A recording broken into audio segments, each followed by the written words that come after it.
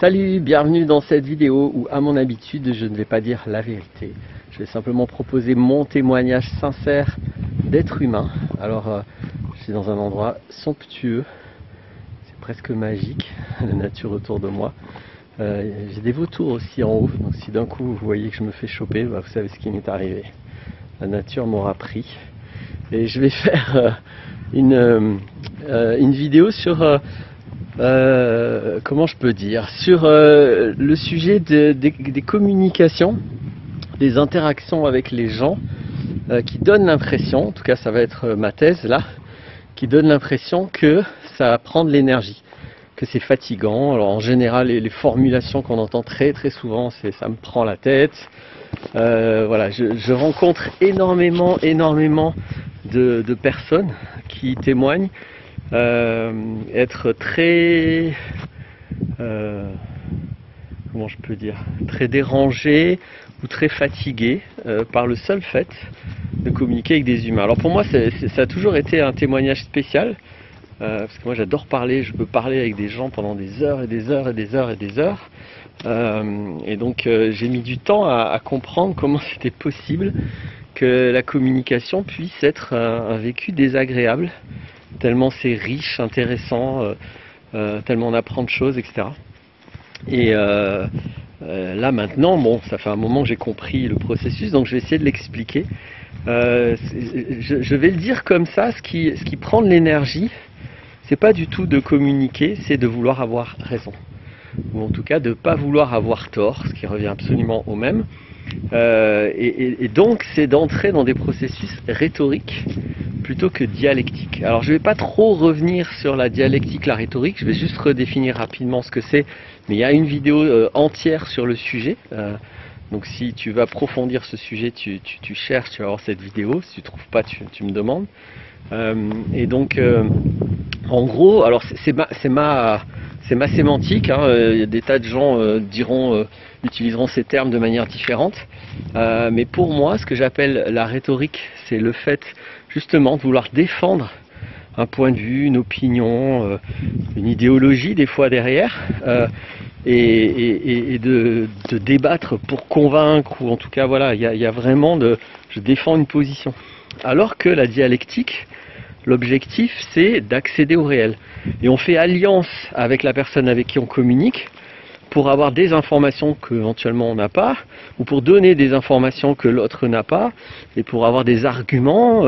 Et l'idée c'est qu'ensemble on ait un accès au réel qui est plus complet. L'a priori de la dialectique, c'est qu'un humain tout seul ne peut pas accéder au réel. Le réel est trop complexe, trop vaste. Un petit humain n'a pas les moyens d'avoir un regard complet sur le réel. Donc il faut qu'on soit plusieurs, il faut qu'on fasse alliance, il faut qu'on communique pour avoir plein de points de vue différents, des points de vue qu'on ne peut pas avoir tout seul, des informations qu'on ne peut pas avoir tout seul. Donc ceci étant établi, l'approche dialectique va enrichir, va donner de l'énergie, va être enthousiasmante, intéressante, et on va se sentir grandir, et puis on va avoir une interaction qui est passionnante, qui est de l'amour, parce que ça va impliquer d'écouter l'autre, et aussi de savoir s'exprimer de manière efficace, de savoir avoir des arguments, etc. Et donc il n'y a pas de raison logique que ceci soit fatigant, que ceci prenne la tête. Toute démarche qui prend la tête, c'est les démarches rhétoriques, où là il faut se battre, il faut chercher à avoir raison, alors soit parce qu'il y en a un des deux qui fait ça, il suffit d'un pour faire la guerre, hein, soit parce qu'il y en a un des deux qui fait ça, soit parce qu'on est deux à faire ça, à avoir cette intention. Quelqu'un qui a une intention dialectique peut s'épuiser en insistant d'avoir cette dialectique avec quelqu'un qui est dans la rhétorique. Mais bien sûr que deux personnes dans la rhétorique vont éventuellement se fatiguer. Alors après, ils n'ont pas l'énergie de se battre pour leurs idées, pour leurs opinions, pour avoir raison. Mais en tout cas, c'est factuellement énergivore. C'est factuellement une dépense d'énergie, alors que c'est clairement un mouvement yang. exclusivement yang, c'est-à-dire je pénètre la matière, je pénètre l'esprit de l'autre, et mon but c'est de dominer l'esprit de l'autre, alors que la dialectique, au contraire, ça n'arrête pas d'être un mouvement yin, yang, et un équilibre, c'est-à-dire j'écoute, et je diffuse, et puis j'écoute, et puis je diffuse, et j'écoute et je diffuse autant que j'ai des choses à diffuser. Et normalement, dans la dialectique, quand on n'a plus d'arguments, quand on n'a plus d'informations, l'échange s'arrête et on en est là, des informations sur le sujet. Donc, ça me semble être un sujet assez important, parce que les conséquences d'être capable de communiquer avec les autres sont monumentales de manière bénéfique, et à l'inverse, l'incapacité à communiquer renferme, isole, crée une vision des autres qui amène à l'enfer, c'est les autres, et je pense qu'elle est assez catastrophique.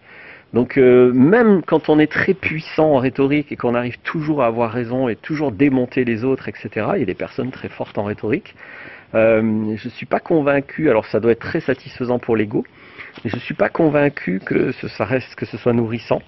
Ça reste une forteresse monumentale qu'on arrive à mettre autour de soi.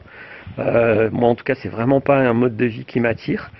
Donc, je crois pas que ça puisse conduire à autre chose, même quand on gagne tout le temps la rhétorique. Et à l'inverse, je vois absolument pas, mais alors vraiment, je vois pas un seul inconvénient possible à la dialectique quand on est deux à vouloir ça, bien sûr. La dialectique, c'est très chiant pour les gens qui veulent faire de la rhétorique. Parce que quand on ne cherche pas à avoir raison, en même temps, on a des arguments et on a des faits. Et donc, on peut pas aller contre les faits. Hein. On peut avoir 30 000 interprétations de quelque chose, mais la chose est ce qu'elle est. C'est solide, c'est ancré.